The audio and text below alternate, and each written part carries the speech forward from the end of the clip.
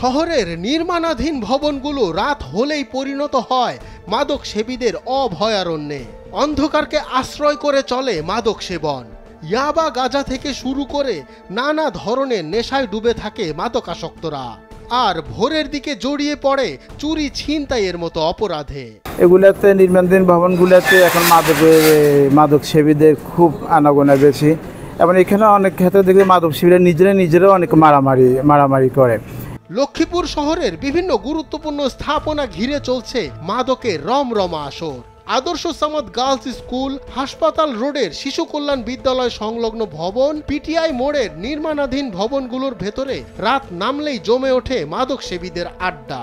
সরেজমিনে গিয়ে দেখা যায় ইয়াবা খাওয়ার ফুয়েল পেপার সহ গাজার বিভিন্ন সরঞ্জাম পড়ে আছে।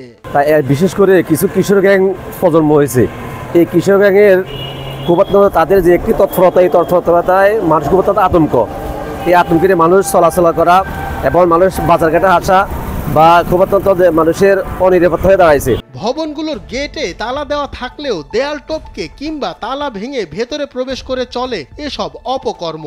স্থানীয়রা বলছেন রাত হলেই নির্মাণাধীন ভবনে গ্রুপ বেঁধে আসর জমায় মাদক সেবীরা।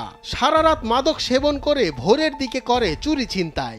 বর্তমানে সন্ধ্যা হলেই শহরের নব নির্মাণাধীন ভবনগুলোতে মাদক সেবনকারীদের আড্ডা উপস্থিতি লক্ষ্য করা যায়।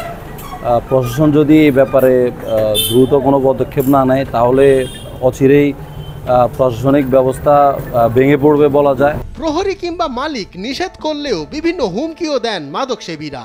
তাছাড়া ওই সব ভবনের মালামাল, বৈদ্যুতিক লাইট, সিসি ক্যামেরা সহ বিভিন্ন সরঞ্জামও চুরি করে তারা, যেন নির্বিঘ্নে করতে পারে মাদক সেবন।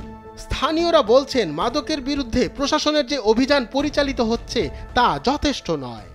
প্রশাসন মাঝে মধ্যে অভিযান করে কিছু মাদক দ্রব্য উদ্ধার করলেও যে হারে মাদক বিক্রি হচ্ছে এবং মাদক সেবনকারী, সে হারে এখানে তুলনামূলক হারে অভিযান হচ্ছে না। পুলিশ বলছে নিয়মিত অভিযান চালান তারা। জেলায় গত 6 মাসে মাদক মামলা হয়েছে 155টি, গ্রেফতার হয়েছেন 198 জন, ইয়াবা উদ্ধার হয়েছে 25,000 পিস, এছাড়া গাঁজা উদ্ধার হয়েছে 120 কেজি। আমরা প্রায় 155 জন ব্যক্তির বিরুদ্ধে মামলা হয়েছে, আমরা প্রায় 120 মামলা হয়েছে, আমাদের অনেক মাদক উদ্ধার হয়েছে। এছাড়া আপনার যেটা বললেন প্রত্যেকটা বিল্ডিং, নির্মাণাধীন বিল্ডিং আমরা প্রতিদিন কিন্তু আমরা চেকপোস্ট করছি এবং আমাদের হচ্ছে অভিযান, মোবাইল ক্যামেরা এবং ডিবির অভিযান আমাদের অব্যাহত আছে। আমরা 13টা স্পট আমরা লক্ষ্মীপুর শহরে আমরা দেখেছি 13টা স্পট আমরা প্রতিদিন কিন্তু আমরা অভিযান চালাচ্ছি। জানা যায় মাদকের সঙ্গে জড়িতদের অধিকাংশই উঠতি বয়সী শিক্ষার্থী। তাছাড়া লক্ষ্মীপুর জেলাকে মাদকের ট্রানজিট পয়েন্ট হিসাবেও চিহ্নিত করেছে মাদক নিয়ন্ত্রণ অধিদপ্তর। লক্ষ্মীপুরে মাদক সেবনকারী আছে, মাদক কারবারি আছে। তাছাড়া লক্ষ্মীপুর ট্রানজিট হিসেবে ব্যবহার হচ্ছে, যেমন মজিচৌধুরীর ঘাট। আর আবার লক্ষ্মীপুরে কিন্তু টেকনাফ থেকেও কিছু ইয়াবাস, যেগুলা বরিশাল বিভিন্ন জায়গায় পাচার হয়ে থাকে। আর মাদক চোরাকারবারিরা স্বাভাবিক নিরাপদ রোডটাই খুঁজে।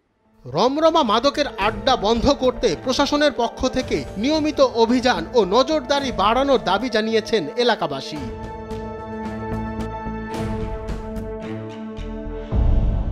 মঞ্জুর এ মাওলা, সময়ের আলো।